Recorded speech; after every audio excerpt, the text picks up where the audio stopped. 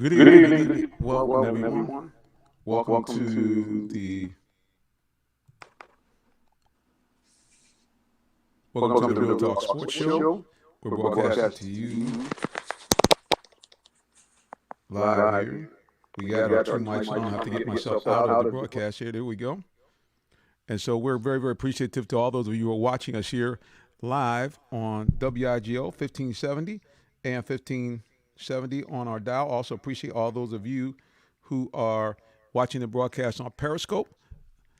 Lots of stuff going on here today, and we appreciate to each and every one of you who have decided to tune in here to the Real Talk Sports Show. We're gonna have a big show tonight. Lots of people on with us tonight. Here I am here on the camera, on screen here. Had a little our pop up here. So yeah, we're gonna be bringing you a great show tonight. We're gonna be talking some high school football. We're gonna be talking some pro football. Of course, the Falcons once again fell off the wagon. Not sure what happened to them, but they are. It's really tough to watch the Falcons. It really is. I mean, they are really just a tough team to watch, a tough team to, check out. They drive you bananas. They just drive you mad. So again, we're going to talk about them because we want to know what's bugging you. What's your problem? What you think the problem is with the Falcons? What do you think the problem is with sports in general, especially if you live in the Atlanta area? So we're going to ask you to join us here on the broadcast. I'm actually going to put the live link up in just a moment so you guys can actually pop in. Now, here's the thing. You actually be able to pop into the studio tonight and you'll be able to be on. You can come on with video and audio or just audio only, whichever you prefer. But we're going to go ahead and put that link in there so you guys can join the broadcast with us tonight as we are, again, broadcasting from the lockdown living room as we do each and every week. So, again, we're very, very appreciative of all those of you who are, who, like I said, join in and broadcast and check us out. We, again, just appreciate you. And we are so happy to have you back on the air with us again. Big shout out to the listeners on WIGO 1570, Atlanta's Incredible Radio. They're listening to the audio only. They are not watching the broadcast. So again, we appreciate them for joining us, and we appreciate them for, like I said, again, popping in and being part of the broadcast. We're going to be talking a little World Series. Brian L. Jones will be with us talking about the upcoming Dodgers versus Braves. Dodgers versus Braves. Dodgers versus Tampa Bay. Can the Dodgers finally pull it off? They've been to the World Series now 3 times in the last 4 years. Can they finally get over the hump? That's the big question there. And then, of course, again, if you're in the Atlanta area, what on earth is going on here? The Atlanta Falcons can't seem to get out of their own way. Of course, the Georgia Bulldogs have been struggling. They got quarterback situation and problems. And, of course, Georgia Tech was shellacked in their last meeting with Clemson. And it doesn't get any easier as they take on number 3 Notre Dame.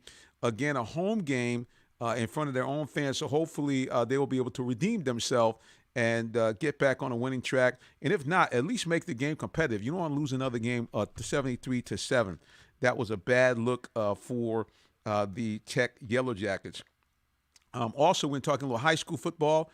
Today we'll be doing that, so we're excited about that. We're going to be bringing Jonesboro High School. The Cardinals will be in the building a little bit later on. We're going to talk to them and let them talk to us about their big game. They got a big game coming up against Tri-Cities. But we're not going to belabor the fact because I know a lot of you guys are trying to peek in and watch the start of the World Series. It's about to the first pitch is about to be thrown in just a second. So if I'm going to be talking baseball, I'm going to bring in my main man. He covers the Braves, but he also is known for his good work on popculture.com. Brian Jones is in the building. Brian, welcome back, sir. Great to be back. Thank you so much for having me on. Well, look, man, it's exciting to have you back with us here, man. And you know, here it is. The Dodgers once again have a shot to win the title. Hopefully, Dave Roberts is he going to be an issue tonight for the good or to the bad? Well, I think the issue in this World Series, in terms of the Dodgers losing these two games, is they just been making mistakes. We talk about Game 5. They had those errors at the end that led to that wild finish. So I know Dodger fans had their issue with Dave Roberts in the past, but at the same time, I think the Dodgers are a much better team. I think if they play their game, they have an opportunity to win Game 6 and bring home their first title in 32 years. Now, they're going to need a good outing from Tyler Glasnow, who has pitched well for the most part throughout the playoffs, but he's going up against a guy for the Rays, Blake Snell, who's one of their top starters in the rotation. So it should be an interesting matchup. I do think the Dodgers find a way to win. I know the Rays are going to do anything and everything they can to push this to a game seven, but I don't think the Dodgers want to go through another game seven in the playoffs. I think they want to finally win game six, finally win a World Series, and come on as champions. Yeah, no doubt. They want to kind of get this thing out from under them, get this cloud out of their head. Dave Roberts has been a guy under the gun. He's very much like his other counterpart in LA, which unfortunately just got fired, Doc Rivers. Great regular season managers / coaches can get deep into the playoffs, but when it comes to clutch time, in the case of Dave Roberts, some very bizarre pitching moves as far as either leaving pitchers in too long or putting pitchers in too early. So really, I guess he's going to be the key. Everything really relies on him because the Dodgers really have one of the best teams in baseball. They really do, and they've been the best all year long. They've out of the 60-game season, they won 43 games, and I think ultimately, if Dave Roberts does everything right in this game, and they should be able to win. I think make sure, I think this is a situation where you pretty much have all hands on deck in terms of pitching. Anyone who's available, they should be ready to go. Dave Roberts has to play this smart. I'm not worried about the offense. I think Mookie Betts, Corey Seager, Jock Peterson, Cody Bellinger, those guys are going to make sure they stay in this game. So it does ultimately come down to Dave Roberts and the decisions that he makes. Because even though I know some fans have been critical about when it comes to managers, how even with a good team, managers don't play a big role. They really do. I think when it comes down, especially in the playoffs, their decisions are key. If they make the right decisions, then it leads to wins. If they don't, then it can cost them, and it could cost them not just a game but a series. So Dodgers fans are hoping and praying that Dave Roberts does everything right tonight. Well, no doubt about it. I'm going to bring a guy in here. He's going to be talking with us a little bit of high school football pretty soon. We're going to get him back into the broadcast. But we got an Atlanta sports legend lurking there in the shadows. We can see him getting queued up, getting set. We're going to bring him on in just a second here, but he's going to talk to us about the high school football. But I'd love to have him chime in and see what his opinion is about the Dodgers. This guy, I like to call him the living legend.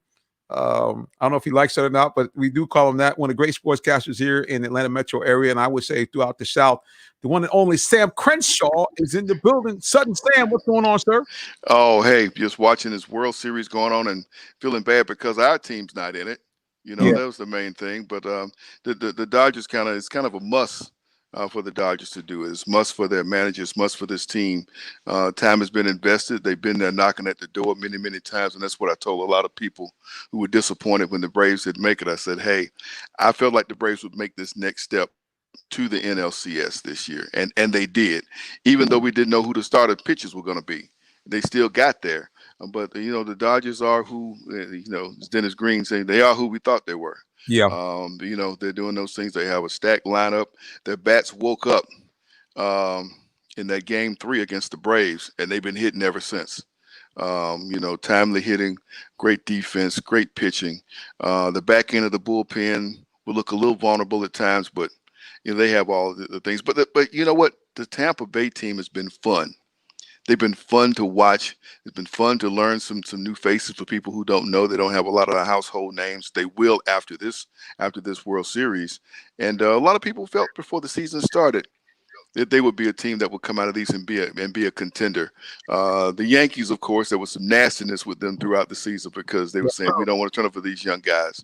But they're here and they're playing well. And I think the Dodgers maybe wrap it up. Maybe they wrap it up tonight. But I do see them winning the series. Yeah, it would seem that they are able to do it. Brian, what's going to be the key for them? I think I asked you a little bit earlier. Let's flip it on the other side. In Tampa Bay, as Sam mentioned, a very exciting team. What do you think are going to be the keys for them as far as getting past the Dodgers in this series? Well, I think when it comes down to it, if they're able to capitalize on the mistakes the Dodgers make, if they make any mistakes, there's no guarantee with that, then they have a chance to win. That's how they've been able to win the previous 2 games. But ultimately, you're going to need a good outing out of Blake Snell. If he's able to slow down this Dodgers offense, which is not easy to do because you can have great stuff against the Dodgers, but you got to know how to pitch. They are a very, very patient offense. They're not going to swing at balls. They're going to, and once they see a strike, they're going to attack, and they're going to attack often. So Blake Snell has to be smart with his pitches. He can't throw anything down the middle. Like, he's going to have to use his location in order to be successful. So ultimately, it comes down to him, and then the offense, of course, and they're going to have to attack early and often. I think if they jump out to an early lead, they definitely have a shot at pushing this to Game 7. So it's just those things, doing little things, playing small ball, advancing runners, being smart on the base paths, and getting quality pitching. I think those are keys for the Rays tonight. Yeah, no doubt. I'm looking for to me, I'm looking for the Dodgers to really need to close this out. I think if it goes to Game 7, I think it's going to put them in a lot of jeopardy. I think it's going to bring back the embers of another possible choke. So I think for the Dodgers, is do or die. They need to go ahead and take care of business tonight. I just don't trust them in the Game 7. Sam, how about you? Well, I will say this about the Dodgers: when they see a pitcher a second time, it is. They you know what I mean? It's usually their advantage. That's what happened in the Braves series, seeing a pitcher a second time. Get them or victimize them the first time they see you. But they're that type team. Obviously, they do a lot of studying. They hit the film room just like any team in any other sport, and break down those pitches of things they had, and they watch for them the second time. So it's tough for a pitcher to beat them the second time in a 7-game series. Yeah, like I said, one of the things they do is they kind of remind me of the Yankees of the late 90s, early 2000s. They will get up and just, if it's not a pitch they want, they have the uncanny ability to just continue to foul off pitching until finally, I think they put the pitcher in such a frustrated move. He just says, look, I want him to hit something. And next thing you know, they do. And so I think it's going to be a knockdown drag out. But I do think the Dodgers have the capability, as we've seen throughout the season, to have a big inning, which I think is going to be the key tonight. If they can get a big inning to put this thing away and finally, quote unquote, to get the proverbial monkey off the back of Dave Roberts and the rest of the Dodger crew over there.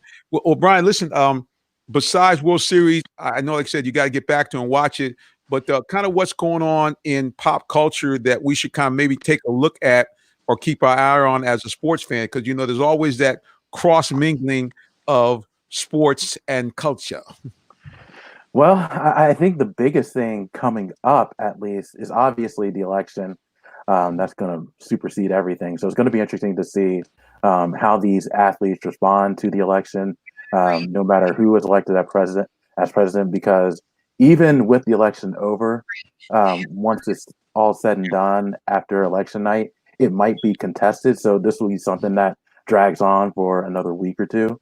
I think LeBron James, in terms of the sports side, LeBron James, listening to what he has to say about the election is going to be interesting, because he's had his share of battles with Donald Trump over these past few months. And Donald Trump has said some things about LeBron James that probably has to sit well with NBA fans. So I think that's going to be the one thing to watch out for as we get closer to Election Day. Yeah, well, the scariest thing I think for me is the idea when you have a sitting president, when he's asked the question, is he in agreement with the peaceful transfer of power, that his answer is he can't guarantee that. For me personally, that's kind of a scary thing. So hopefully and prayerfully that was something that he said, not knowing what he was saying, and also hopefully that the supporters of him that are kind of nonsensical will understand that, hey, man, we have to do what we've done in this nation for, hundreds of years. That's our hallmark, being in a position where we have a peaceful transfer of power. All right, Brian, Yeah. for anybody. Go ahead, Sam. Yeah, I was going to echo and talk a little bit about that. The fact that athletes have raised their voice on a lot of levels, professionally as well as collegiately. Remember, Georgia Tech came out and decided to give their student athletes next Tuesday off to participate in, and the NCAA jumped on board and said that everyone should give their student athletes Tuesday off to participate if they choose to do so. So I think that's the other part that you watch. There are people who are voting who've never done it before, never thought as hard about it, but after seeing the things that have taken place in our country this year, they're going to go out and do their part. And not just on the national level, but the local levels too. And I think that's the thing that's really important too, the focus on who's going to be serving you locally, because those are the folks who really make the difference. Yeah, the mouthpiece is whoever's in the White House, but if you don't have the people who are going to support and do things at your local level, that's a lot of the things that would be ineffective from that person. So I think the student athletes at the collegiate level, the professional athletes, and all that they've done, I think will get people to focus on things from the local level as well as the national. And the thing I expect them to do, I expect to see them visit city halls.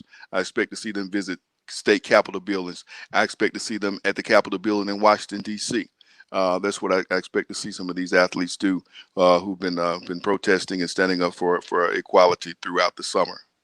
Well, it's definitely going to be interesting, and I'm sure that it's going to, good, bad, or indifferent, keep our attention well past Election Day. All right, Brian, you know how we do it, man. Before anybody signs off, you always have to let people know where they can find you, social media and website. And you know what that means. Brian Jones, you are on the deck, sir. I appreciate it. You can, I'm the trending sports writer for popculture.com. You can find my work at popculture.com/sports. Have a lot of good stuff coming up. Interviewed Devontae Adams from the Green Bay Packers today. And I'm also interviewing Joe Montana on Thursday. So be sure to check that out. Again, that's popculture.com/sports. And any trending or entertainment news, just check out popculture.com. You can follow me on Twitter. That's at @BrianJones_PC. And I also have a podcast called Always Football Season. I'll come out with a new episode either tomorrow or Thursday. Again, you can find Always Football Season wherever you get your podcasts. And we have a Facebook page to check out, facebook.com/Always Football Season. I see, that's what I'm talking about. This is called multiple streams of broadcasting. Oh, but yeah. We can anywhere. And I'm kind of jealous that you got Joe Montana. Oh, no. I'm feeling some kind of way about that, because Sam, that's back in our day, sir. Absolutely. I remember interviewing Joe Montana at Old Fulton County Stadium. He had just torched the Falcons one Sunday afternoon. And I'll never forget going into the 49ers locker room. There's Jerry Rice in one corner with a herd of media around him. Joe Montana, they stood him up on top of a stool, and all the media just herded around and held their microphones up to him. And Ronnie Lott had collided with Gerald Riggs and couldn't open his eyes. Yes, great Ronnie Lott. He could. All-time hit. You're right. Of all time, they still show that on the NFL. If you go on Google that now, you'll see that is considered one of the biggest collisions in NFL history. You correct. I went over to talk with him, and then I saw he couldn't open his eyes.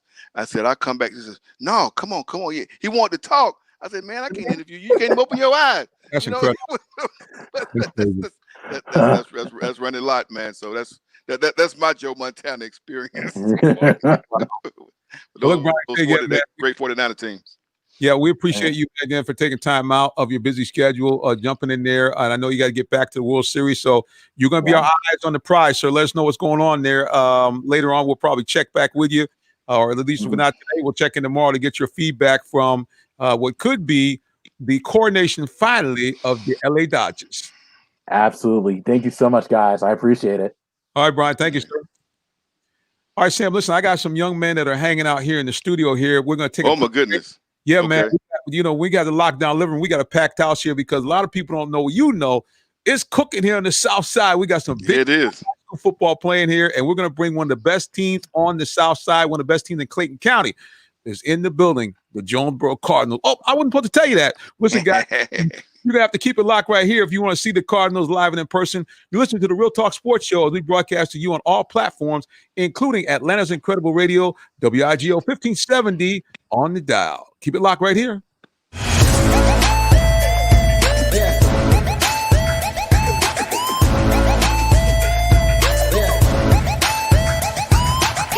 This is OJ Howard with Real Talk Sports. What's up, guys? This is Tim Tebow. You're listening to Real Talk Sports. This is Charles Woodson. Let me grab the mic. You ready? This is Charles Woodson with Real Talk Sports. Hey, it's your boy JB Smooth with Real Talk Sports.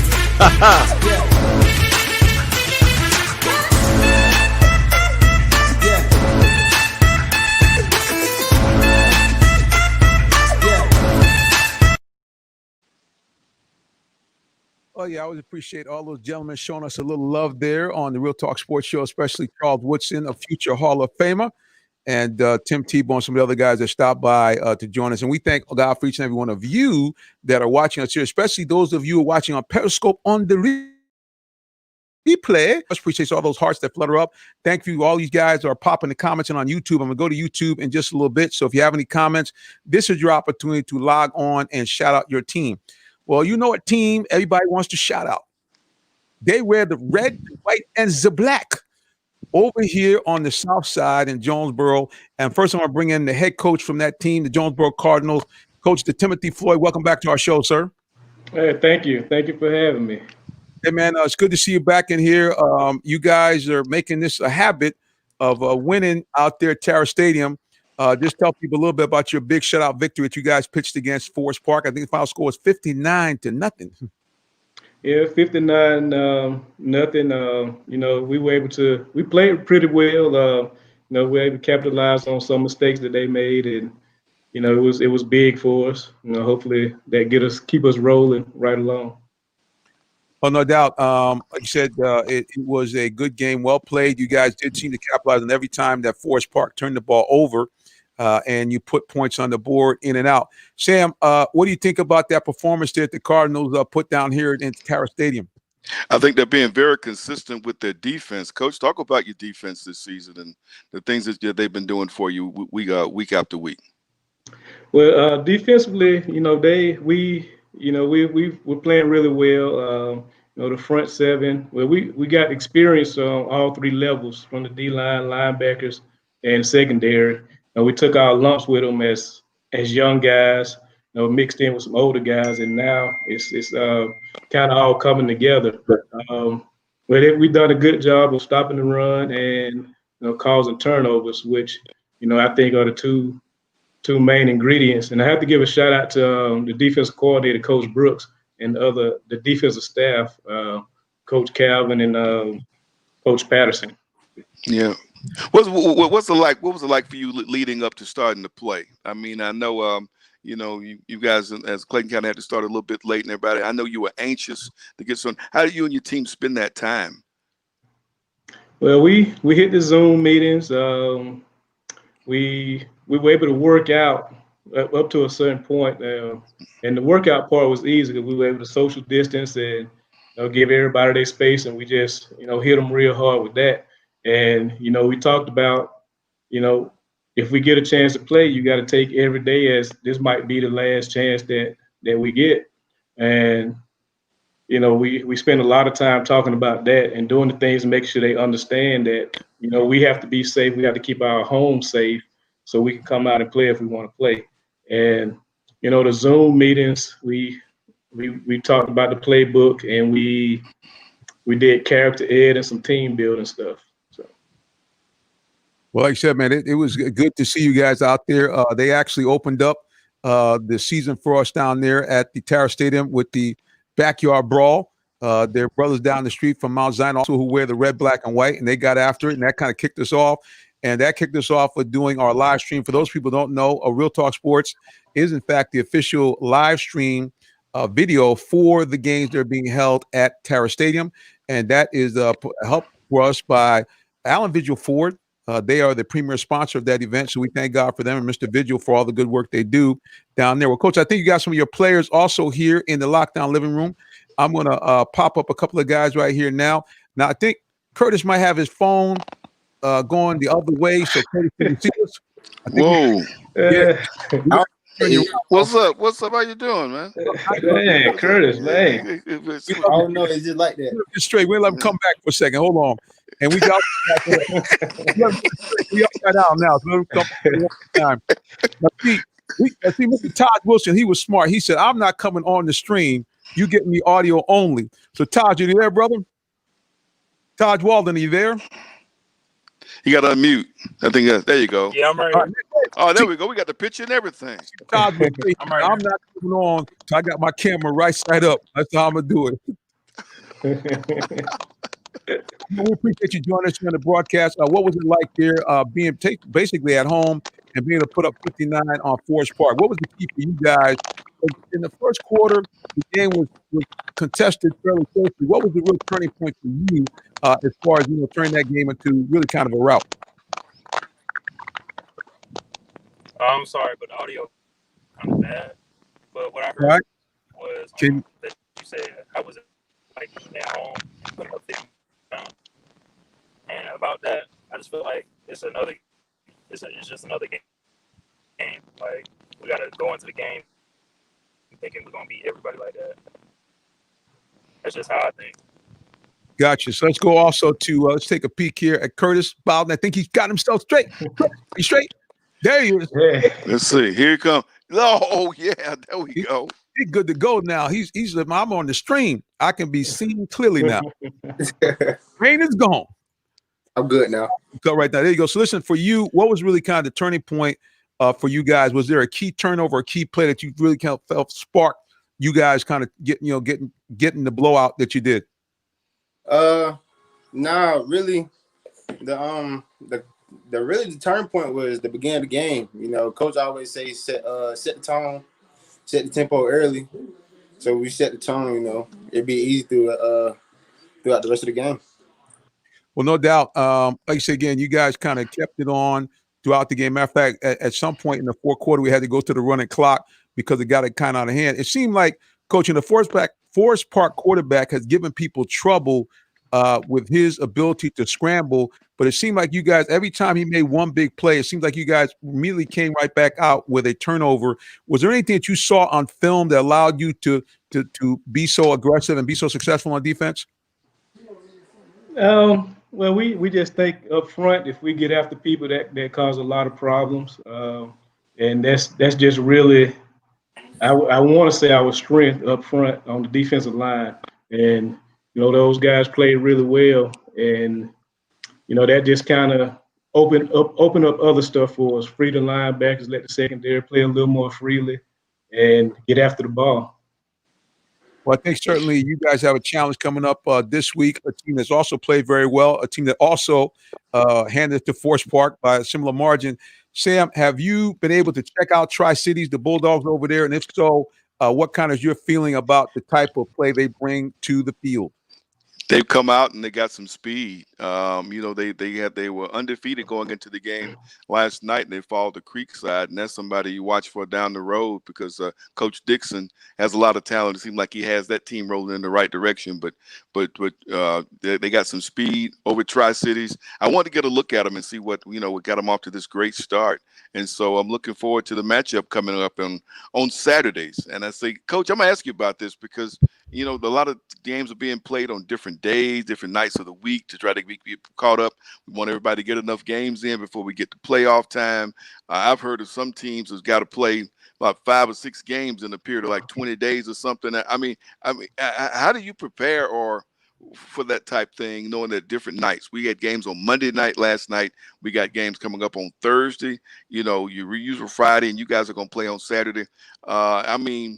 You got to be ready to play whenever the schedule calls, but it is a little different this season. Yeah, it's very different this season, and we actually have a stretch coming up after Saturday. We'll play next Thursday, and then we'll play Monday, and we'll be back at it Friday, the Friday after that Monday. And we're going through trying to make sure we just don't overdo it, making sure the kids are taking care of themselves. Biggest part maybe taking care of your body after the game, eating right, hydrating, stretching, getting all of that stuff done. But like you say, the schedule say we got to play. So I got the mindset if somebody call right now and say let's play. All right, everybody meet me at the stadium. Let's play. And there's no doubt. I think, Sam, if I looked at it correctly, and Coach, you could correct me if I'm wrong, it looked like you guys almost had something like 3 games in 14 or 15 days. So it's definitely going to be something I think is going to be a challenge. But if you guys can get through it, it's certainly going to put you on a great track. Let me ask one of your players here. Let me go down here to Let me go down here to Mr. Bowden. Mr. Bowden, what do you think about the idea of playing so many games in such a close period of time? What do you do as a player to try to get ready for that? Honestly, all I focus the plan on doing is taking care of my body, doing what I have to do off the field, studying film, stuff like that, and make sure we know what we got to do during practice and stuff like that. So, I feel like we'll be. How about you? What about me? Yes. All I do is just try to keep my body and hydrate and just work at practice. Go hard every day.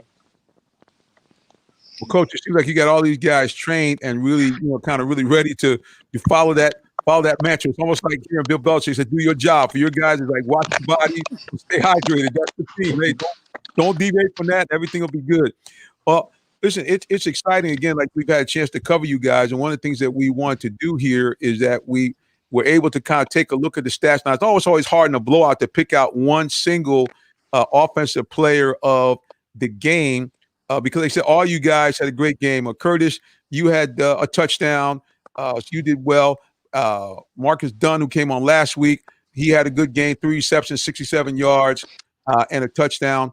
But we think that we're going to actually give out our offensive player of the week to Tyrese Williams because he actually had 2 touchdowns and led the team in receptions with 5. So just give him a shout out, guys, and let them know that we're going to show him some love here on the Real Talk Sports Show. We're going to get a certificate by him from our happy guys at D&K Suit City. Not a lot of money, but sometimes you just need that shirt and tie for the hookup, when you go out and get things done. But like I say again, we appreciate all you guys and just to seeing what you guys do. As a matter of fact, we got the comment here from the actual sponsor. Let's going to pop him up right here. The offensive coordinator, Mr. Hardy, says right there, says, yep. He says he's going to present it. And I just presented it for you, brother, because I know your mic sometimes goes in and out. But, yeah, you guys will bring it over to you. D&K Suit City right in Morrow, not too far away from the school. So we appreciate you so much. And we look forward to, bringing you guys back on again in the preceding weeks or upcoming weeks to do it again. We're looking forward to it. If I could, I know you picked Tyrese, but let me say a quick word about Curtis. He kind of scored in all phases of the game Friday night. He got a fumble recovery, ran it in, scored on offense, scored on special team play. He did a really good job. Really, all the guys did a good job. Well, see, Coach, you don't stole my thunder because, anytime we have a situation like this, we have a big blowout. We also have a overall player of the game. I couldn't let Curtis slide by. You kind of, got to let me kind of get myself situated. All right. Curtis, we got something for you as well. We'll make the presentation and bring it on. But our player of the game, Curtis Bowden, the two-way specialist. Matter of fact, on the highlight film, I think we got you running in on a fumble on the highlight film. So we got you covered. Listen, we'll go to social media here. Everybody is popping in here. Let's go to Periscope.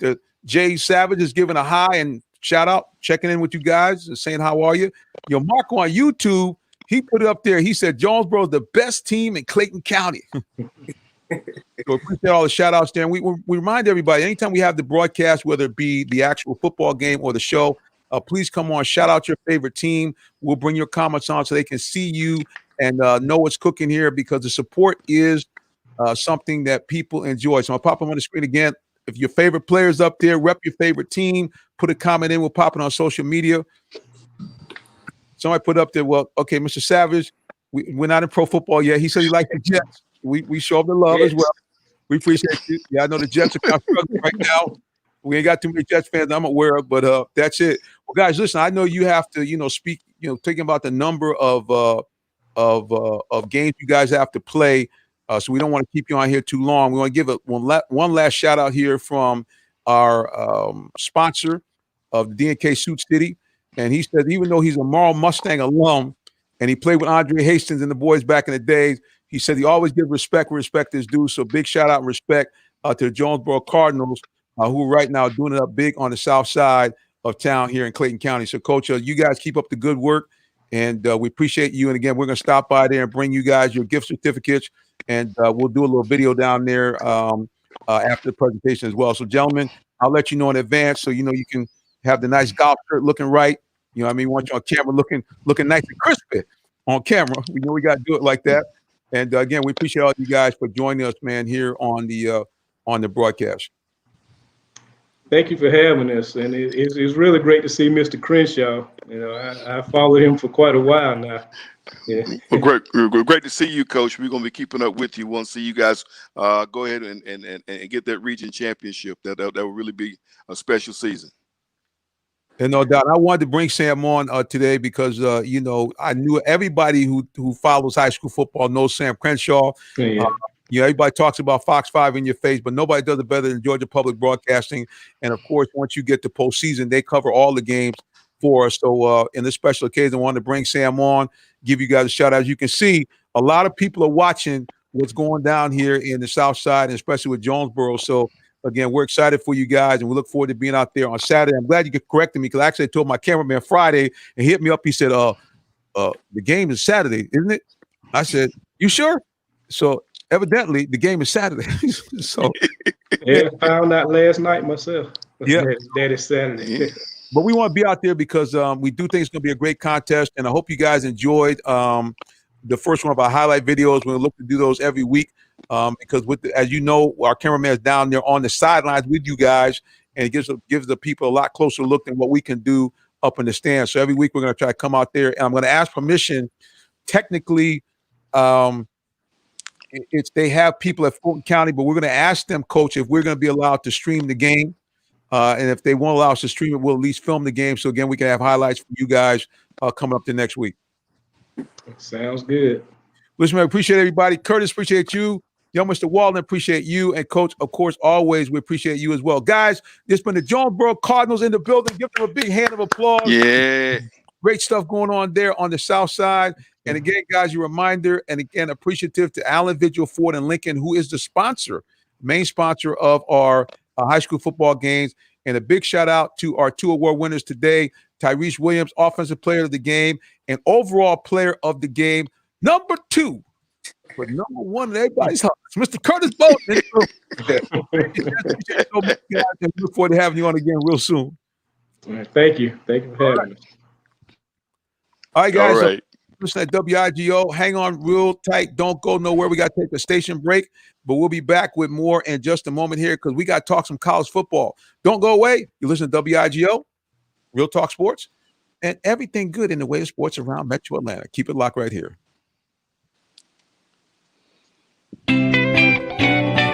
Nothing better than the sound of diesel in the morning. And what better place to get high horsepower diesel than the all-new 2020 Ford F-250, now with 475 horsepower and over 1,000 foot-pounds of torque. You know where to get it? From me, the minister, Jonathan Simmons at Allen Vigil Ford Commercial Sales. Because you know why? I'm the commercial truck guy in the shirt and tie.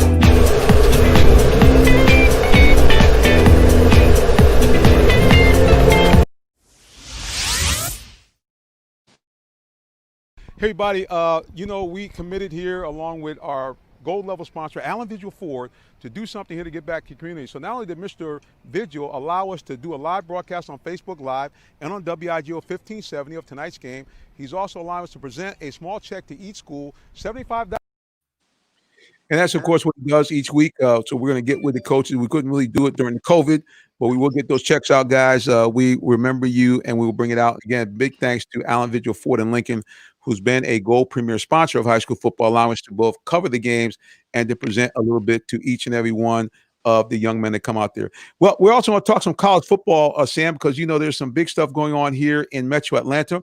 We have, of course, the Georgia Bulldog, but right here in the ATL, we got the Swarm, the Yellow Jackets of Georgia Tech, and we got a guy that I'm sure you might know has been covering the Jackets for a long time. Rob McKenzie is back on the show. Rob, welcome back. Hey, thanks for having me back. Hey, Sam, it's good to see you again. Hey, Rod, how you doing? I'm doing great, thanks. Making it Great. through everything so far. You had to bring Fantastic. he's back in the building. You had to do that here. So now here it is. See, as soon as I mentioned the Yellow Jackets, watch what happens on social media here on Periscope. Somebody had to take a shot. They said, "Go Bulldogs." So hopefully not City Bulldogs, but that's all right. And then also JD Savage says he likes Louisiana and LSU. LSU having a hard time of it this year, isn't it, guys? I mean, I know you just come off a national championship, but Sam, I ask you first before we get into Georgia Tech talk. Did you suspect that LSU would fall so far off the table? Well, just gonna reload. I mean, it's life in the Southeastern Conference, and if you're not one of those programs that just reloads organically like Georgia and Alabama, you do to have a season like that, and I think that's kind of what's happened to the conference. Even last week, some people were watching the Big Ten and wondering about the SEC from top to bottom. How those teams would stack up against other conferences because it's been such a war of attrition and the beat down with Alabama and Georgia being up at the top of it. So long for these years. They want to see if Florida is going to come back up. We'll see. Auburn, my goodness, they're about to run Malzahn out of town before he won last week. So I mean, that's and we're on the conference. Tennessee, they're upset with Pruitt. They've given Jimbo a big check out there in Texas A&M. Is he delivering like they thought he would? So that's it's the Saban factor. It truly is on this conference. He takes all the air out of the room, and half the coaches in the conference are his former assistants. Think about it. Those guys win 9 or 10 games, and they're having a nice time at the Booster Club until somebody says, "When we gonna beat Alabama?" And then the Booster Club meeting is over. So it just ruins. It kind of destroys everything. And that's why LSU has got to try to build that back up. So that's the thing. But if you're not just reloading and organically, because you have those guys who don't mind waiting their turn. Because they feel like it's going to be a part of something great. And that's the big key. You can draw X's and O's. It's getting the guys there and keeping them. That's what I'm excited about, what I'm seeing with Coach Kyle, Georgia Tech, his enthusiasm. He's recruiting that Georgia Tech, wasn't really pursuing, in recent years. And it's good to see that. It should be that way. People talk about what can't happen. I'm saying, well, they can do it at Stanford. They can do it at Northwestern. They can do it here too. And I think he's showing that they're young, they're taking their lumps. They're showing us against Florida State and against Louisville what could be with some maturity. And, I like the way they think Notre Dame is going to be a tough assignment. But if they don't get too starstruck by playing Notre Dame, because that's, they come with a big brand and they're good this year. There's some years Notre Dame have been, Notre Dame, you watch them play and say, but this is a really good Notre Dame team. They showed it last week against Pitt. But the Jackets just have to go back and not beat themselves and watch for any mistakes they may make and capitalize on them. You got to mature players. Remember, this game was originally supposed to be at Mercedes-Benz Stadium over at Bobby Dodd Stadium. Tremendous backlash. I don't know how many people, Rod, how many people are going to get to come to the game Saturday? 20% or about 11,000 will be there. And I expect a lot of Notre Dame fans to be there too. There are a lot of them that live and work in our area. Oh, no doubt. And I think at the end of the day, when you're looking at this, it might – do you think, Rod, at the end of the day, it might play into the hands? Obviously, if we had this in a different situation, you'd be at Mercedes-Benz Stadium, you'd be in front of 70,000 people. But do you think it might help the Jackets with it being, in fact, on their own home turf, with it being a smaller crowd, with maybe not quite the fanfare and game day atmosphere? Do you think that might help the Jackets as far as, being able to handle this, the Golden Domers coming in here? Well, I think it's been proven so far in the ACC that the home field advantage is not what it used to be because of the lack of fans. I know 2 of the road games Tech went on, there was no fans at all in the stands. And so it's taken that out of the equation. But I think Georgia Tech, the program realizes what Notre Dame's all about. They realize it's a chance to go on ABC TV and maybe showcase what they're all about and showcase that they are making some progress, even though there's been some rough weeks for them.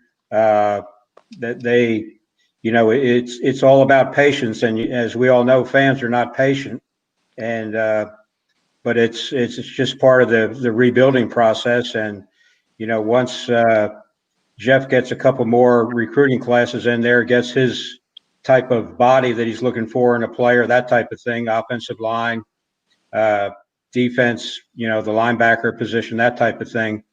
I think that's when you're going to see the fruits of all their efforts pay off. Well, one of the things that he has done is he's brought a lot of energy.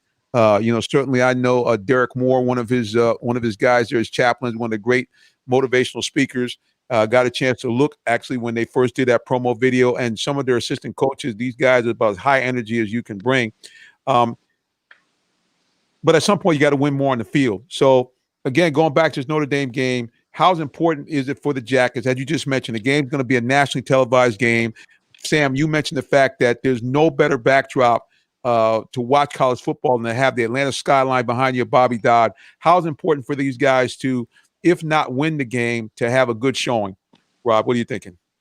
Well, I think the first thing they have to do, and something that they haven't done very much this year, is come out and play a good first quarter, a good first half. They've been behind the 8 ball. They've allowed teams to come out and take 14, 21-point leads in the first half. So they've been fighting from behind the whole season. And you can't expect them to win games when you're in that position all the time. So they have to come out of the locker room with their hair on fire.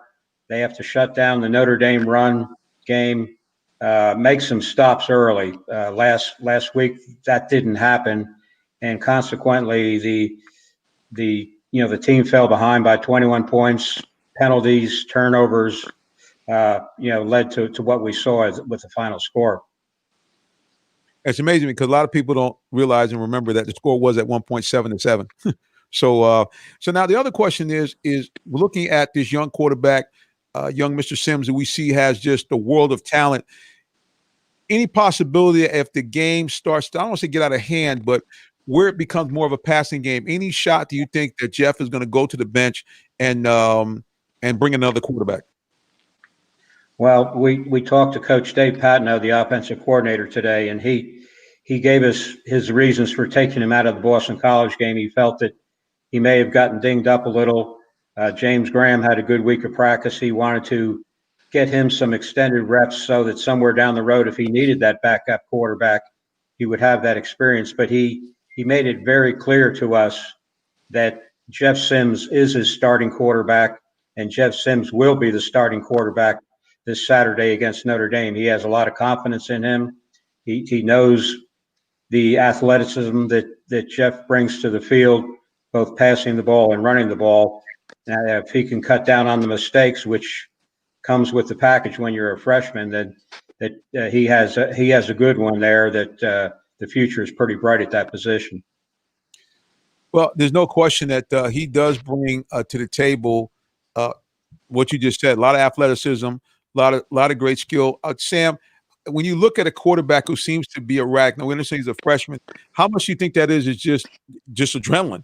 Where a guy is just so amped up that he can't seem to put the ball where he needs to put it. And some weeks he plays that way, but some weeks he doesn't. The poise down at Tallahassee to play, and I'm right, this Florida State team is not a Bobby Bowden Florida State team with with all these great guys on the way to the NFL, but it's still an environment that was a different type of environment. And if you walk into Doak Stadium and you follow college football, you know what usually happens to people when they go to play down there. He summoned the poise to go in and lead his team to a win and shake off any mistakes. He's one of those type guys who seems like he doesn't make the same mistake more than once or twice. And that's the thing. But as a freshman, you're going to get that. Notre Dame's going to come in and try to do some things to confuse him and things of that nature. But he's got to try to find his composure, and because the team is going to lean on him. If he keeps the composure, gets some completions, takes care of the ball, they'll follow, and some good things can happen even in a game against Notre Dame. So I'm looking forward to see what he does. I really like what he's shown so far this season. Yeah, he's had some difficult moments. The game against Louisville, like I said, amazing play in that game. He shows you what's possible, and that's just a great upside to him. So I'm pleased with him. He's got some great running backs back there working with him, and I think that's great. We got a great running game, some receivers. We got tight ends. We got tight ends back at Georgia Tech.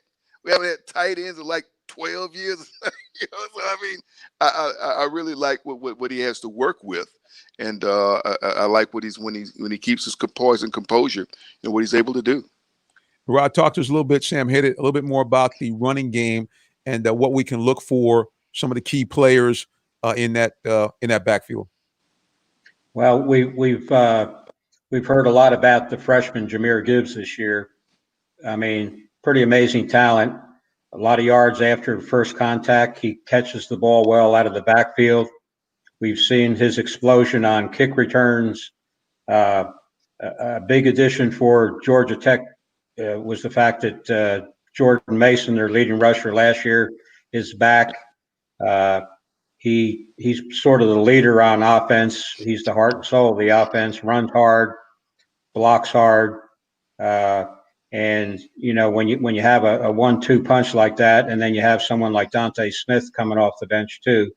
That's the one position that Georgia Tech is really deep with some talent.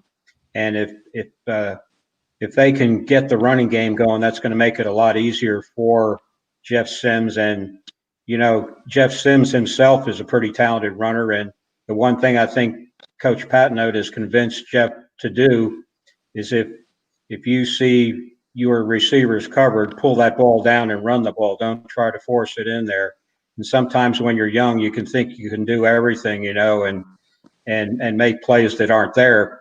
But it's not high school anymore. It's college, and the athletes are bigger, faster, and better. So that was the first thing that Jeff had to learn, I believe. And the windows are a lot tighter when you try to throw that ball, like you mentioned, it's there. So the running game, we're looking for basically Tech to try to hopefully control the ball on the ground, limit Notre Dame's opportunities, and hopefully stay in this game into the second half, because as we know, guys, anything can happen. Once you get into the second half of play, especially the game is close. Yeah, you come out of that locker room after the first half for the second half, and if you're within 7 or if you're tied, you're going to be amped up. And Georgia Tech has played well in second halves of games this year, so that's why it's so important that they get off. They got to find a way to come up with some turnovers. It's a proven fact. If you walk out of the game with negative turnovers, you're probably on the losing end of the score. And the guys, got some guys back there are certainly a very familiar name to Tech fans. The last name was Swilling, and we have another Swilling that appears to be making his mark on this team. Talk to us a little bit about him. Yeah, we have Trey Swilling, starter quarterback. He was injured the first part of the year. They have him back now and healthy, and he's one of the best corner cover backs on the team. He's, the players look up to him. He's the one with experience. Bruce Jordan Swilling has made some great contributions on special teams. They're going to be wearing those Black Watch uniforms on Saturday that Pat wore, and it's I'm sure it's going to be pretty exciting for those two, knowing that Pat had worn those uniforms previously. Not only that, but certainly Uncle Ken wearing that number 1 and lighting up everybody back at that. Sam, I don't know what I want to really call it. He was a safety or a linebacker hybrid. There was just really nothing like him. He was kind of before his time. When you think about that, a guy that was able to be interchangeable in a position like that, incredible talent. But there's one guy on this defense I want to talk to, and that is Mr. Curry, and what he does week in and week out. And you talk about also the son of someone we know very well from the National Football League, playing here in town. His dad didn't go up to North Carolina like that. He came to Tech. But, man, this dude is lights out, and he hits everything that moves. I enjoy watching him play, Rod. Yeah, he is definitely the leader on the team. His career at Georgia Tech got off to a rough start. A lot of injuries, didn't get to play that much. But he's now taken advantage of an injury-free last couple of years. He's led the team in tackles. He plays hard. He's all over the field, and the players look up to him. And hopefully, David can go out there and finish up his career at Georgia Tech on a positive note. And, if anyone deserves it, it's probably him. And how important is that, Rod, to have that kind of family tie, that DNA, as you go through this season? Yeah, I would imagine that when you have somebody in your family that has that DNA that's gone through it before, you have someone you can talk to, someone you can lean on when you're going through some tough times, and they can give you some advice. Hey, I went through the same thing. You just have to push through it, that type of thing. And I'm sure David's going through a lot of those times, and where he had to lean on his dad. And, it's the genes don't lie, We've seen it with a couple of examples here with the Swillings and with Curry. So it's a good thing for Georgia Tech. And no doubt. And I think a big shout out to both of their dads who, obviously Ken was with us for a while, right, as you know, on our show. He now does a show on his own that focuses just strictly on the Jackets. And, of course, Curry has been with us a couple of times with the stuff he does with all of his nonprofit and faith-based initiatives. So we appreciate both of those guys, for their impact and their families and their impact, man. So it's just really cool stuff. Well, Rod, listen, how can people find out more about you and stay on top of the coverage that you do for Georgia Tech? You know how we do it. You're on stage, bro. It's your situation now. Go ahead. Yeah, our site is gojackets.com. We're part of the 247 network. We cover all Georgia Tech sports, football, baseball, basketball. We cover recruiting, which I know a lot of fans are interested in. That's how you build your program. And on Twitter, I'm Georgia Panther. So, we invite you to come in and see what we're all about. We provide as much content as anybody, when it comes to covering Georgia Tech, and we'd like to have you join us. No doubt about it, man. That's what we love to have you come on to talk about the Jackets. Give us kind of the inside tip of what's going on. Now, you mentioned something about recruiting. So before you go, can you kind of give us a tidbit on maybe one or two of the prospects that Georgia Tech is really trying to go hard after to bring them into the blue and gold? Yeah, I think they have 19 commits currently in the class. They've also added Kenyatta Watson from Grayson, who was at Texas. He'll be coming to Georgia Tech as another cornerback. I think the focus to finish out the class maybe will be on the defensive side of the ball, looking for defensive linemen, and also perhaps maybe looking in the transfer portal for a linebacker, that type of thing. But there's I noticed you guys were talking about the Tri-Cities game coming up. There's a young defensive lineman there by the name of Cameron Ball that everybody's looking at. And Cameron's, it's a tough time for some of these recruits because they can't take visits. The dead period has been extended through the end of December, and naturally have the early signing period in December. So a lot of these kids now wanted to sign then, but we're going to have to wait till February. And Cameron's probably one of those guys because, naturally being close to Georgia Tech, he's taken plenty of visits there, but there's some other places he would like to check out that you can't just hop in the car and drive an hour or so and be there. So, there's a couple of kids from Alabama they're looking at, Ian Matthews, so that,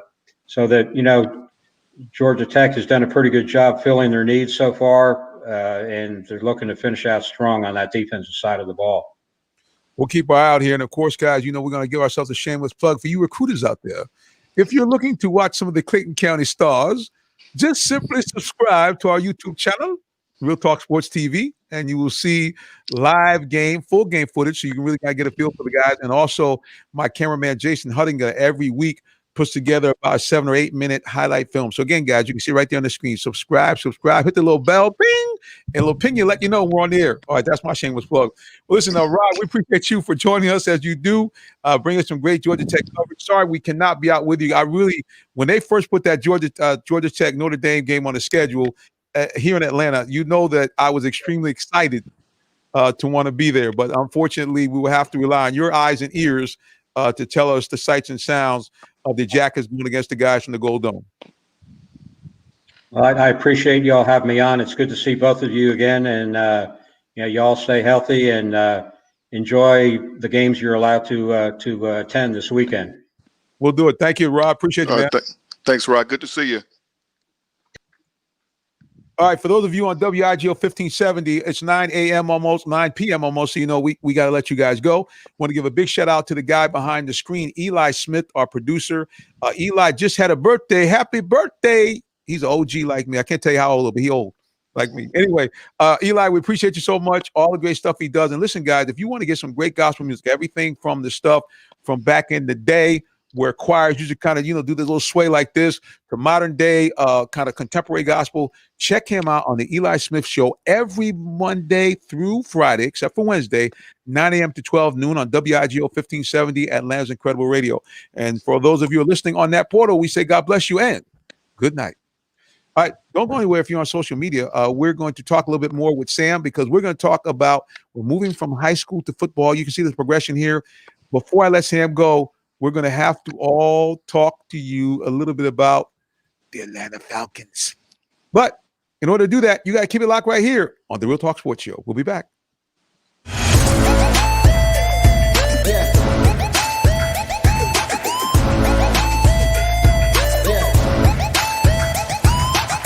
This is OJ Howard with Real Talk Sports. What's up, guys? This is Tim Tebow. You're listening to Real Talk Sports. This is Charles Woodson. Let me grab the mic. You ready? This is Charles Woodson with Real Talk Sports. Hey, it's your boy JB Smooth with Real Talk Sports.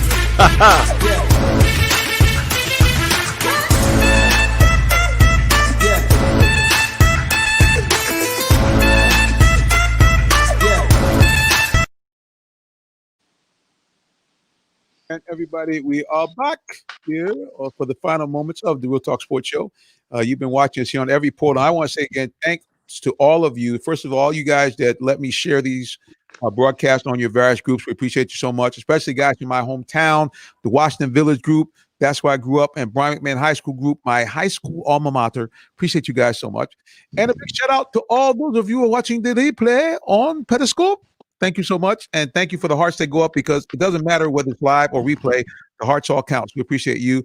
And of course, those of you who have logged on to watch us on YouTube, thank you. Make sure you subscribe to the channel.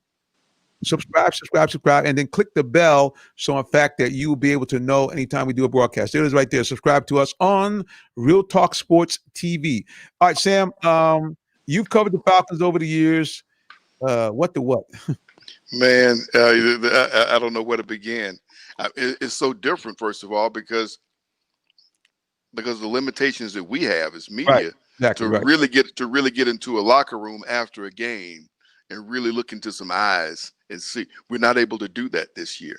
And to be quite honest, I don't know if we'll ever get a chance to do that again. I've talked with a number of people in the media, and I'm like, man, I don't think any of the pro sports are going to give locker rooms back. I mean, they've got it. They can control the narrative. They're going to give you 2 players to chat with and the coach, and that's going to be it. I mean, it's a necessity right now, but later on, I don't know if that changes back or not. So that's the thing that you miss seeing on a game like Sunday, a game where the team played hard, the team where game where they were in position to have a chance to win. But something else happens. At least they're being creative with this. They're not doing it the same way every fourth quarter. But even that, you get worn out with it. To look into the eyes of the players after they've had a chance to speak, and the coaches spoken to them after the game, and see just what happened. The way they lost that game this past weekend is the kind of thing that gets the entire coaching staff run out of town. It really does. You know what I mean? Because somebody's supposed to say every possible scenario. Every possible scenario. So there's some people who are supposed to say, this is what's possible. This is what's possible. Don't forget this. And, that's not what happened. So that's, to me, that's how I see what happened with this game. People want to throw rocks at Matt Ryan. Matt Ryan has played well the last 2 weeks. Last 2 weeks he's played some good ball to me. But and he's found different receivers. It's great to see Gage healthy. I mean, he left the game and he came back, got back out there and made some big catches for the team. I thought he distributed the ball very well. The running game was tough, and you give Detroit, some credit for that. They made it tough sledding, which all the more reason why you should have known something was up when he went flying through that line, because he hadn't done that all day. Hey, but what can you? We're 1-6 with a team that easily, could be 3-3 right now when you think about the fourth quarter breakdowns alone. Yeah, I mean, when you look at, here's the thing for me. Now, I know a lot of people didn't talk about this because it's all about, you're trying to be aggressive and all that kind of good stuff. But to me, when I saw this play, I said to myself, this is going to come back to bite them. Okay, you're up 14-13. You have once again, the one thing I give the Falcons credit for, these magnificent drives from being back inside their own 10-yard line have just been just picture perfect football. Like you said, mixing around a little bit, doing different things. So I guess the thing at this point to me is you're up 14-13. You're trying to, keep the winning streak alive. You've just had this big drive, but now you're not 4th and 1, 4th and 2, you're 4th and 5. Okay. You're well within field goal range. To me, I'm trying to get points on the board to reward the team for that win. And number 2, to keep continued pressure on Detroit. And last but not least, give a relaxing of pressure from our defense, because now Detroit has to score a touchdown to take the lead, not just kick a field goal. But instead, they go for it on 4th and 5. Now, people say, oh, they came back and had the other drive. Yeah, I get all that stuff. But again, it goes back to simple math. You kick that field goal, now all of a sudden you have a game where it doesn't matter at the end. It doesn't matter because you have enough of a lead where it's a moot point. I admire a team with the courage to do that when they're a playoff team. Exactly. If my team's a playoff team, yeah, I want you to. I want to see you, do that. Impose your will and at least go for it in that situation. But we're just trying to be consistent right now. We're just trying to be consistent. Basic, just fundamental things is what we need with this team right now. We feel like the guys are going out there, they're giving the effort. I think they really want to play as well as they can for Coach Raheem Morris, and and see if he gets a shot at this job. I mean, he's got an opportunity. I told somebody if he wins 8 out of 11, we're sniffing a wild card. So I mean that's the thing. But you needed to win that one. That was a winnable game. You just let it away from you Sunday. And this is my point. My point is that they take their chances and squander them. And the reason why I mentioned about 4th down play is because it's one thing to say, okay, we're going to try to.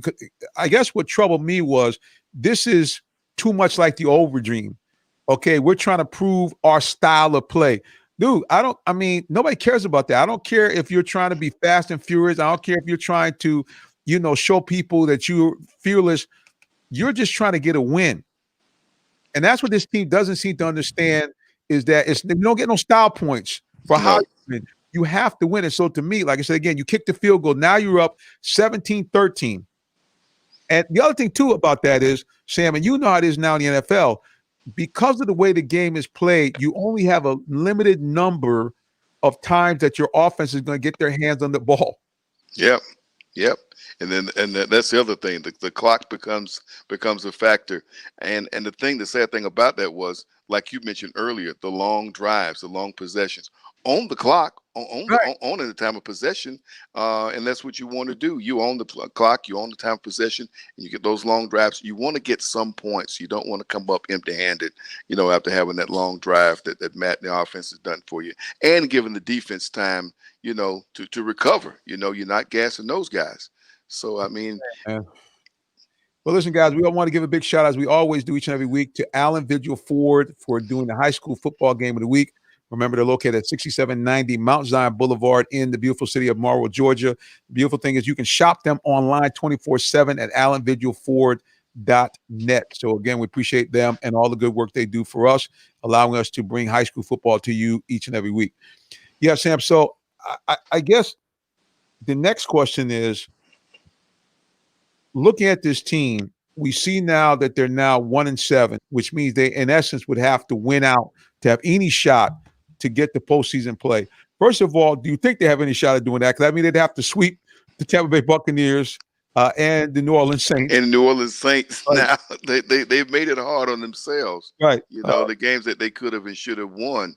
I mean, it's still a possibility, but the window gets narrow when you let one get away from a team like Detroit. You needed that win and should have rightfully gotten that win. And the look on Arthur Blank's face just said everything at the end. He's standing there on the sideline. What else can he do? So, I mean, it's tough because you look at it and you start thinking, you lose another game. Do you start trading people? Do you start making folks available and really show that we really are going to have to bring a new coach, new GM and start all over again? And the thing of it is, how long does that take? You Right. know, some teams do it and seem like they do it quickly, but others are just out there for years, you know, and not being relevant. And we don't want to go there. You know, we've had a team that just a couple years ago was in the Super Bowl, and so it shows how difficult it is to get to that point and get to that game. And you know, we felt like, you know, even after the disappointment in Houston with that loss, the way that it happened, you still had the core players that would give you the chance to get back there again. And now we're looking at just you know, blowing it all up. And that's, you know, we hate to go there, but you know, that's what happens with teams in the world of pro sports. Look, man, as much as we want to give Thomas Dimitroff, you know, a lot of, and some of it well-deserved, a lot of anger and a lot of frustration. The realities are, if we really just take a step back from the fandom, and I got to tell you, people, even though I cover sports, there's a lot of fan in me. If we take a step back, this guy, in essence, choreographed and put together two teams that had a 4-year window to really, I'm not exaggerating, to win multiple Super Bowls. If you look from the way the Falcons played from 2008 to 2012, twice were the number 1 overall seed in the NFL playoffs, where they had home field advantage for the entire game. You had Julio Jones that had burst on the scene like a fire rocket. You had Roddy White, who was an all-pro. You had Matt, who was at that time Matty Ice. You had a legend in Tony Gonzalez, and you had just a battering ram at running back. So they had that 4-year window from 2008 to 2012. They went to playoffs every year, went to the NFC Championship in 2011, 2012 season. And in each case, once again, questionable coaching decisions in game. And unfortunately, at that time, Matt was a little careless with the ball. This team blew an opportunity. And to Dimitroff's credit, 4 years later, he basically had reconstructed the same thing, building around Matt and Julio. You had a team, that team, Sam, you heard the scuttlebutt around the NFL. People were saying in 2016, 17, 18 that the Falcons had one of the best lineups in the entire NFL. They really did, and it started with the offensive line, and an offensive line that stayed healthy for an entire season. And it shows what that means to have that continuity, the same 5 guys every week. That's rare. It is so rare. But in that season leading to the Super Bowl, to go out with, imagine the confidence that a quarterback has or a running back has when he can go out and it's the same guys every Sunday. And you know what they're going to deliver for you. And you just don't get that. And you want to capitalize when you get that. And it didn't happen. So that was a disappointment. And then, you know, the dismantling of the coaching staff, because one thing I said to everybody, I said, listen, I understand that, you know, we had a colossal blunder. We get it. But you can't take an entire coaching staff that got you to the Super Bowl and then say we're going to fire the whole staff. Because really, what does that say about that? That was to me, the beginning of kind of the end for me with Coach Quinn, because I was like, hey, man, you know, you as a leader, you have to, first of all, take the blame for what you did, and you can't turn around and fire your entire staff. Well, this has kind of stirred up some stuff here on social media here. Let's go here to actually one of our sponsors here, H.C. Hardy. He is with DNK Suit City, and he's just shouting out what he does with DNK. Let's go to some more comments here. Here he is. Oh, we still got to go down here. Up. Trying to get all these comments here from social media here. Okay. Here we go. I see the shout out for Andre Hess. Okay. Yep. So hello. That's Mr. Brown. Hello to you. Appreciate you on Periscope. Actually, that's like Twitter TV. We appreciate you so much. And of course, Mr. Savage is telling us he likes Louisiana and LSU. So again, we appreciate all those of you. I've had like gummy mouth all night. Appreciate all those of you who have been watching us here on the various social media platforms. Big shout out to you to let me share it on your groups. And of course, those of you on Periscope watching the replay, appreciate you very much. And those of you on YouTube as well. Yeah, so Sam, I guess that's my biggest frustration, that you had these windows where the Falcons were good enough, because especially with the 16 Super Bowl team, that team to me looked like a team, when I saw them during that season and the way they came out in the Super Bowl in the first half, what I said to myself was, I was seeing the headline, "The new dynasty has begun." Yeah. You really look like it. You really look like it. And I remember watching that game. And I was out in Houston that week. We came back before the game, but I was out in Houston, and you could just feel some momentum. I said something, these guys can come out here and they could win this thing, and that would be fantastic. I was out in front of the I forget the name of the building. The bet was the conference, the convention center. I was out in the convention center, just out there walking around doing a Facebook Live, and Thomas Dimitrov just walked up to me. And this was before he had done any press conferences with anybody. This was like that Monday morning. And I said, you got time to be on with me? And he did Facebook Live with me out there. And it was just a good vibe, with the team. And you look for something good. And sure enough, the game starts. Good things happen. Grady Jarrett is like dribbling Tom Brady like a basketball on the tour. I'm like, this is great. And then the second half comes, and he shows that, the great coaches who've been in that situation time and time again make those adjustments. And all of a sudden, you couldn't put a hand on Brady. He was getting rid of it so fast, and Right. and you could just feel the momentum just change. You can just feel it turn. And I hate to rehash that. Anybody that's listening, I know you don't drag people down that road again. Sorry, But- guys. But yeah, but that's the thing, and that's what you don't want to get into with this team. It's like when you get to the fourth quarter now, and the game gets a little tight, you can't help but thinking, how are we going to do it this time? And you don't want to be that. You don't Right. want to feel that way. But all you know is what you've seen. That's what we've seen this season. Yeah, it's been a tough watching these guys. So, and you look at this, and again, we don't want to rehash the past, but I mean, you're right. I was there.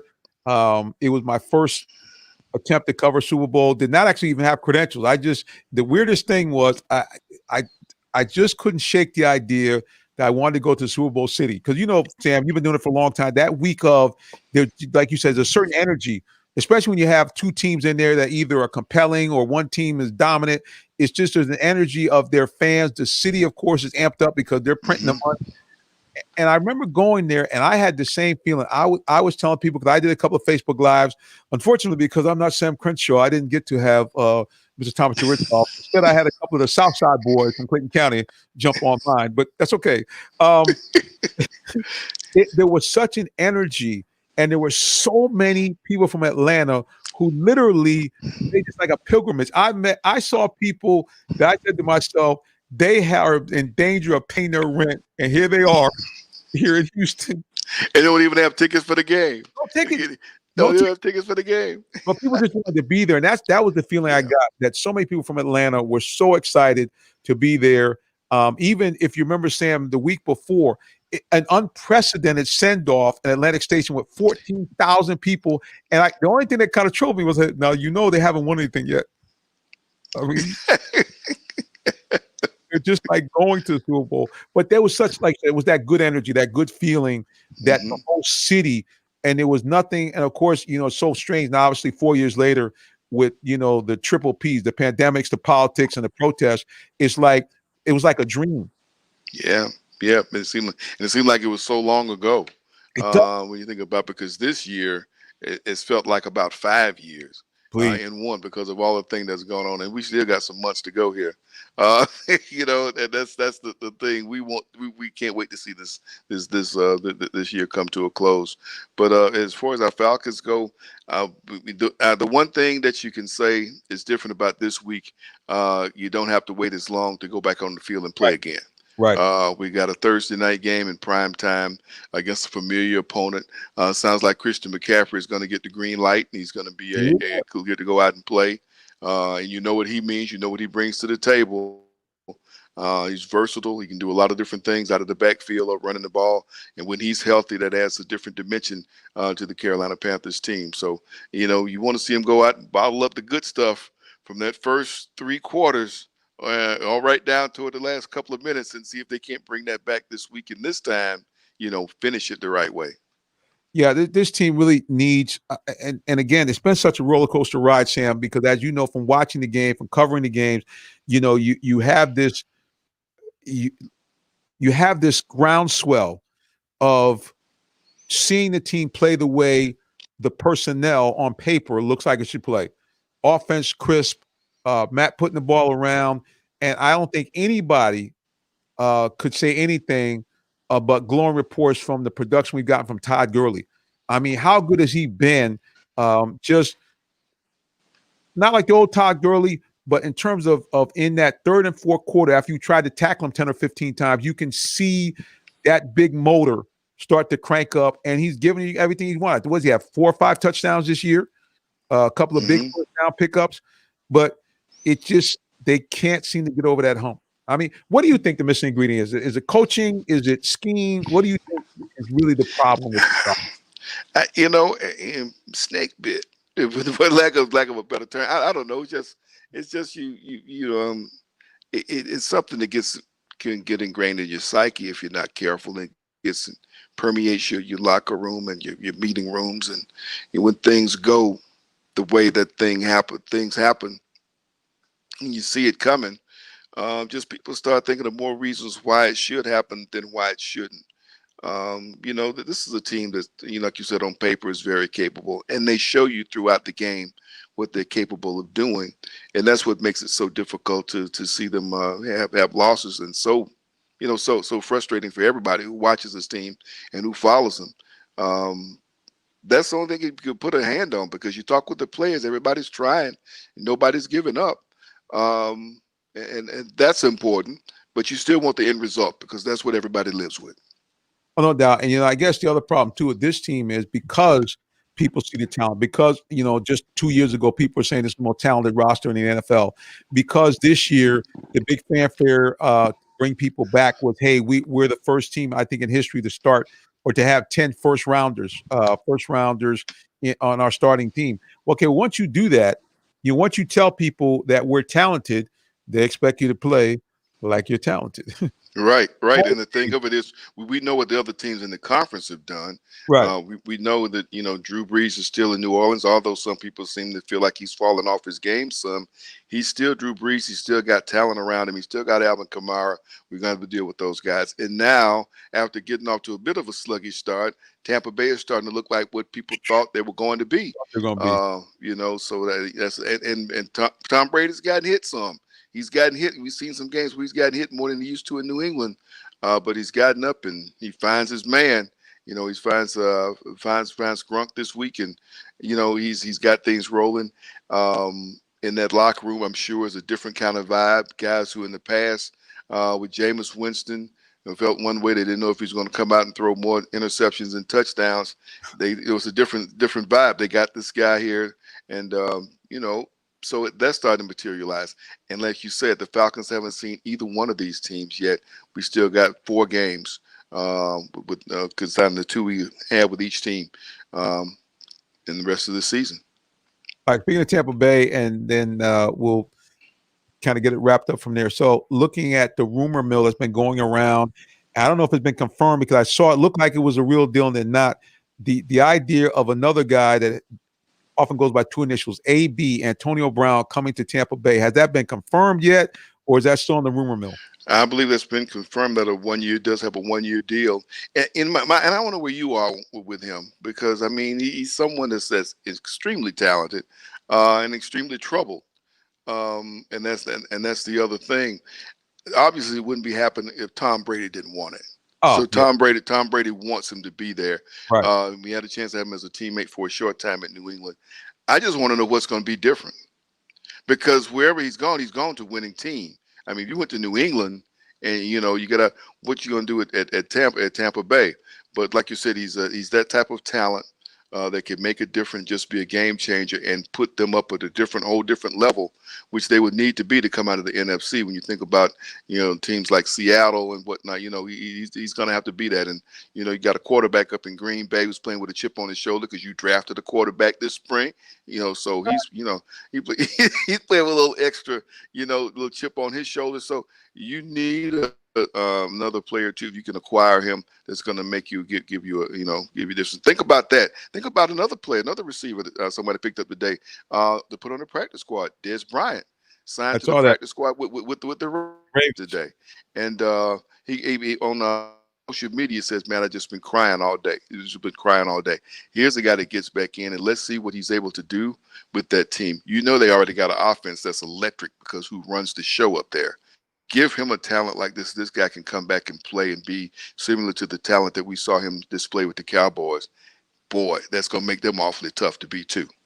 Well, you think about it, even if he can give you 80 to 85% of Dez Bryant when he was Dez Bryant, that still is really a pretty darn good player. And now you have another big body guy, a guy that, let's face it, when a player can take time off from the rigors of the NFL, the pounding, a lot of times, look at Adrian Peterson. Here's a guy that everybody thought was through, but sometimes that break in the action allows your body to recover. And again, if you take care of yourself, as Dez Bryant is, his workout regimen has been pretty well known. You got a guy that could be a huge impact on a team. It looks like, Sam, it almost kind of reminds you of what we were younger, like in politics, the arms race. That's what it looks like, man. It looks like everybody is gearing up to say, look, we don't know about defense, but we about to score 50 on you. That's it. That's what it's looking like, and that's going to be exciting when he seems to have these big matchups, going down the stretch and headed toward playoff time. But that's making it interesting. Once you get into the middle of the season, to add pieces like this, and you can see it coming. What it's going to mean for these teams. Oh no, that's incredible. Two last things, Stan, before we wrap it up. So, looking back at the Falcons, two questions. Number one, obviously we know he's lost another game now, and I think even the way he lost the game in terms of, like I said, a very odd fourth down call, 4th and 5, you have a lead. And then, of course, the inability to try to explain to the players, hey, maybe we should run it once. And then if you break into clear, just fall down, or maybe we kneel down. These are DQ type decisions. The chances of Raheem Morris coming back as a coach of the Falcons. What would you give? More. I mean, I felt good after the first week. Yeah, me too. But he's making some people comfortable with being uncomfortable. I said it's fine, because that's what was needed, and hearing a different voice. But at the same time, it's a voice that everyone does know. Yep. And so you wonder if that works or just how it works. But he's the guy that's out there. It is obviously an audition. Usually, interim coaches don't coach from any more than 2 or 3 games. Right. He's got 11 games. So it's obviously an audition for him. And I think a lot of people in the community are kind of rooting for him. They like to see him get an opportunity. We know that the NFL is seeking to be more diverse in coaching, and also in the front office, some decision makers for teams. And he's here in Atlanta. He's been here for a time with this organization, and I'm sure that Mr. Blank will give him every opportunity. But the bottom line is he's got to get this team across the finish line on Sunday. And that's the thing. And, like I said, 8 out of 11 for sure. 7 out of 11, maybe. But to me, if he did something really impressive and won 8 out of the 11, I don't see any reason why he wouldn't keep that job, Yep. Be a wrap. All right. So if he is not the coach, who would be kind of 2 or 3 guys on your short list? Wow. And a lot of people talk about it, and everybody says Eric Bieniemy, and I think Eric Bieniemy is bound for Houston. Okay. I think, I could be wrong. We'll see. But he's one name that I've just heard people talk, and a lot of other different names that people have brought up that they feel like ought to get an opportunity to come and coach the team. But that's the one that jumps off the page everyone's talked about. He will get his opportunity. Obviously, because of what he's done in Kansas City. I just think to be with a quarterback that's more like Patrick Mahomes, or can do the type things that Mahomes does, which Deshaun's a little bit more. They didn't run as much, but Deshaun is more of that. And I think would like to have seen him keep his talented wide receiver out there rather than see him go off to Arizona. He would like to see them stay there. But I think that's where Bieniemy would end up. I'll be surprised if he didn't. So that's the main name. There's some other names batted around, but that's the main one that you hear people mention so much. And it's funny.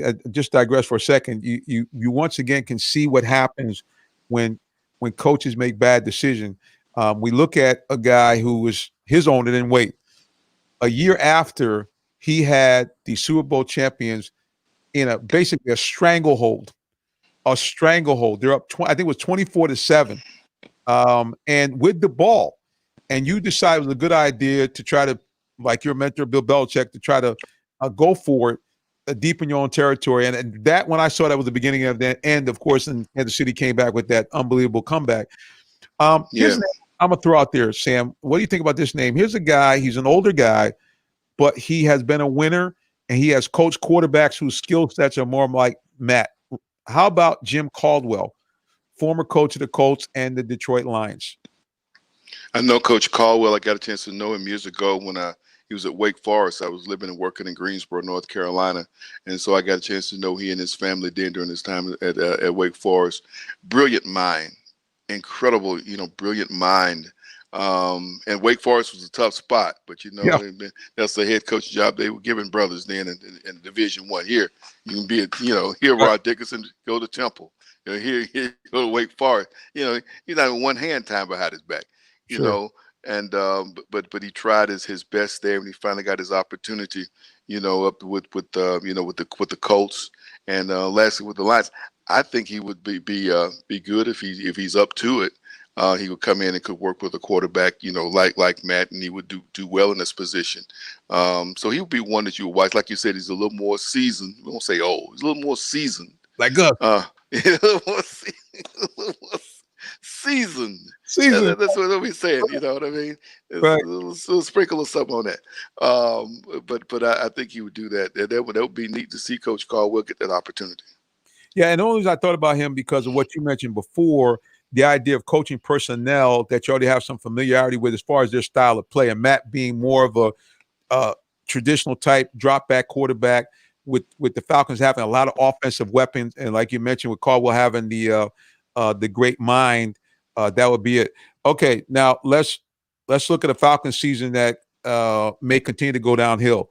If the Falcons find themselves in the top 5 in next year's draft, who would be maybe one or two candidates that you would like to see them bring to this team? Wow, you got a lot of different guys.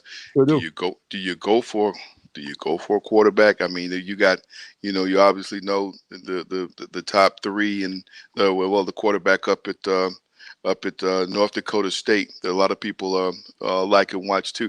I don't know and see, that depends. If you bring in a new coach and GM, then that may be on the board. That could very well be on the board. So a lot of that depends on if Raheem Morris maintains the job here and Matt stays, or if not, then that's on the table. Do you go for Fields if he's there by that time, or do you do like you did for Julio Jones, make your trades or whatever so you're there to make sure you get him? Trevor Lawrence, you think is going to go off at the top. Although today he said he may come back to Clemson. Yeah, right. All that money on the table, no way, man. But he's today. I guess they put a microphone on him and said, "Say something," and that's what he said. Sounds good. I mean, it sounds good. Nice and faithful. I'm sure everybody over there, he's already well loved. I'm sure he's even more well loved now after that statement. But the realities are, it actually wouldn't make sense for him to risk injury. To come back. He's already proved everything he needs to prove. He's been one of the winningest quarterbacks in college football history. National title under his belt, and 2 national title game appearances. I mean, what more do you need to do? Yeah, and I think that's the thing. I mean, what else do you want to do? Right. He goes out this year and he gets the Heisman Trophy. Okay, you get the Heisman Trophy.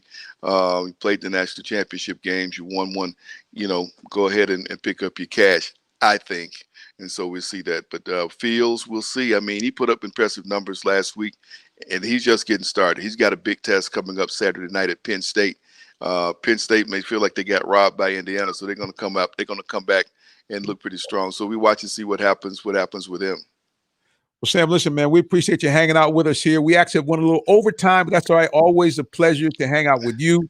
Man, it's just great stuff. So now, we have to do it. We're on deck, but we have to tell everybody how to find you, social media, website, TV, radio. Wow. Oh, my. You're on. Yikes. That's all over the place. On Twitter at Sam Crenshaw 23. You can find me there. Also, I'm Peach State College Sports. I have young people who are in college who write stories or video, post them on the page. Matter of fact, I'm looking for your students as well now. If you're a college student interested in sports, I'd love to bring you on board. You get me as a mentor. I even write some cover letters for some people who've ended up getting jobs in the business. So You might want to get a chance. Check out Peach State College Sports. ATL 26, City of Atlanta TV. I'm working on a couple of stories down there, even though Mayor Keisha got everybody locked out of City Hall. We're still putting together some good stories about the men and women who are working around the city of Atlanta and still making the city go. So many things through there. Sports Radio 92.9 The Game, weekend mornings. I'm there with Greg Clarkson. We have an awful lot of fun doing things there and working on blogs for GPB Sports, of course, being part with them and working on one this week with River Ridge. They're still undefeated out in Cherokee County, so that's coming out this week. Also, sports tennis podcast, Talking Tennis Southern Style. It's talking tennis around the Southeast with people who play in the community, some pros, and maybe some people from other pursuits who also play tennis. So you watch that as well. And then in about another 25 minutes, I'll be on CW69. They started a 10 o'clock newscast, and they invited me to come and do sports on that. So I'm doing that. It's socially distanced. Minister Simmons, I'm in Atlanta, and the news and weather people in Dallas, Texas. This new way with tech, and it's an Atlanta newscast. Who knew? Who knew? Well, listen, man, we appreciate you. Didn't know that you had to hop off so quickly here and get into that. Didn't mean to keep you so long. But again, it's always a pleasure to bring you on. Such a wealth of knowledge and experience here in Atlanta. And, one of the best sportscasters in the game. And just really, I'm thankful that people all over around this southern area and really around the country recognize your great talent, continue to let you be available on all of their platforms, man. So congratulations to you. To me, the more the merrier. Good to see you out doing your thing.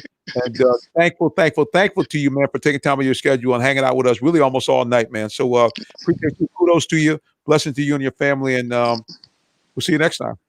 Oh, Mr. Simmons, always great to be on Real Talk. Thanks so much for the invite. Always enjoy you. Thank you, sir. That was Sam Crenshaw. I like to call him a living legend. Great guy. As you can see, guys, he's got a lot going on, and we appreciate him. D. Orlando Ledbetter, Brian Jones, Deshaun Tate, all these guys that have, their own shows, their own podcasts, their own things and blogs they write and do, but yet they take time out of their busy schedule to hang out with us on Tuesday night, especially hanging out with you.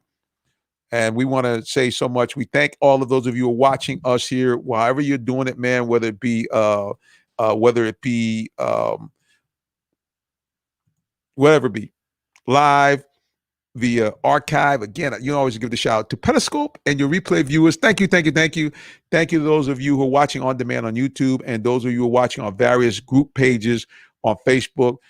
We appreciate you for letting me do this broadcast and hang out with me. I know we're on for a long time, and so we appreciate you for, again, joining us, and your comments on social media have been well appreciated. We want to give one more big shout out to our sponsors. A big shout out to Allen Vigil Ford and Lincoln.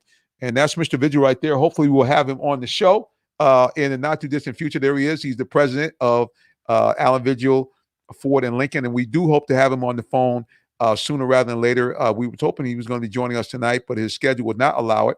And again, we want to thank him for doing our high school football game of the week. And you can see right down there in the bottom that they are our featured sponsor for high school game of the week. We are looking to try to do the Saturday game, Jonesboro versus Tri-Cities. We think that's going to be one of the great games of the year. Hopefully we'll be able to give you live coverage of that. But if not, we look forward to bringing you some highlights. And speaking of that, you can go to our YouTube page right now. Follow our subscribe to our YouTube channel. It's Real Talk Sports TV. Again, you'll see it right down there, Real Talk Sports TV. Follow us on YouTube. Subscribe, hit the bell, bing, and you get the notifications on when we have new shows and also when we have a new highlights. So again, please, sir, do that. Also, you can follow me personally on social media at Minister J. Sims, or you can follow the Real Talk Sports Show, which most of you do, at Real Talk Sports 7. That's where we are on any social media platform, at Real Talk Sports 7. We're on Instagram, Twitter, Facebook. We're even on Snapchat. We don't get on there too much. And we're also on TikTok. I haven't done a video in a while, but we are on TikTok. So again, follow us at Real Talk Sports 7, every single place. Now, a lot of people will ask, hey, I noticed on the bottom where it has your name, it says Minister J. Sim or Minister Jonathan Simmons. Well, some people do refer to me as the minister of sports, but actually I am a full-blown, real-life minister of the gospel of Jesus Christ, mighty Yeshua HaMashiach. I close every broadcast with a simple question. Do you know Jesus Christ is your personal savior? I will say, please, ma'am, please, sir, if you don't know him, get to know him today. Why, you might ask? Number one, nobody loves you like Yeshua. That's Jesus Christ. Not your mom, not your grandma, not your auntie and them, not your bae, not your boo. Nobody loves you like him. Why? Because he made you and he paid the ultimate sacrifice. He died for you on the cross. And so that way, all of your sins, both past, present, and future, have been forgiven. And that's the way you get to know God personally. That's right. You can be a child of mighty Jehovah God. So how can you do that? Number one, you need to go ahead and confess your sins. Number two, you need to believe the thing I just told you, because it's the truth, that Yeshua HaMashiach loves you. He came here as a man, died on the cross, and was risen from the dead, took all your sins with him. If you believe that and you go tell somebody, bam, something happens. It's amazing. You become the following things. Born again. What does that simply mean? You become an actual certified citizen of the kingdom of heaven, not of the U.S., not of the Western world, but something way bigger and greater, a citizen of heaven. And last but not least, you become a real, honest to goodness, adopted child of God, where you actually can say about Jehovah God, the one who made the entire universe, everything that you see and don't see, you can say, ask my dad right there. And you can come to him with any needs, any concerns, and he will help you through it. And then, of course, the good news is when you leave here, because at some point we all have to leave, we all have to die and go somewhere else. And that somewhere else will be heaven, that place that's been described with the following. It is so beautiful, so lovely. It is actually has streets paved with gold. They're so pure, the streets are translucent. And it has every single conceivable jewel you can think of adorns the walls of the kingdom. As a matter of fact, the 12 gates of that city actually are made out of one giant pearl. Now, I know you ladies out there watching, I say, oh, for real? Yep, for real. And even for you guys, we all like bling, right? And it avoids you going to the other place called H-E-double hell. Hell. Where all the bad people will be. Now, some people think that hell is going to be a fun place. Sir, ma'am, I tell you it won't. Because all the things you won't have in heaven, pain, politics, pandemics, protests, people acting the fool, you will have all that and then some in the place called hell, where there'll be lots of pain, lots of suffering, and lots of people protesting. They protesting what? They were protesting the fact they're in hell and they want to get out. All right, so if you want to avoid that, have a relationship with Jesus Christ, make him your personal savior today. Don't wait. All right, guys, as always, I say thank you very much for tuning into our broadcast. We appreciate you. I'll know every way you're watching it. Thank you for watching. Remember, subscribe to our YouTube channel. That is it right there. It's www.youtube. No, that's youtube.com. Just put in Real Talk Sports TV and you'll find us, or put in Real Talk Sports and you'll find us broadcasting. And I ask you to please, subscribe to the channel, hit the little bell, which means the notification will let you know anytime we're doing a live game stream or we're putting in highlights.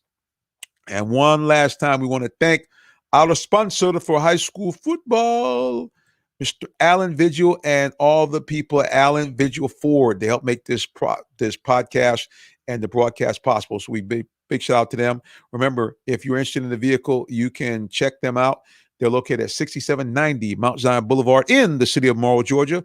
And you can shop them 24/7 online at AlanVigilFord.net. And if you want your own personal concierge, you can even call me because I work there. That's right. You can give me a call. My telephone number is 678-410-9833. Be more than happy to be of service to you or your family or your business in the way of a new or pre-owned vehicle. All right, guys. Thank you so much for being with us. Until the next time, God bless you and good night.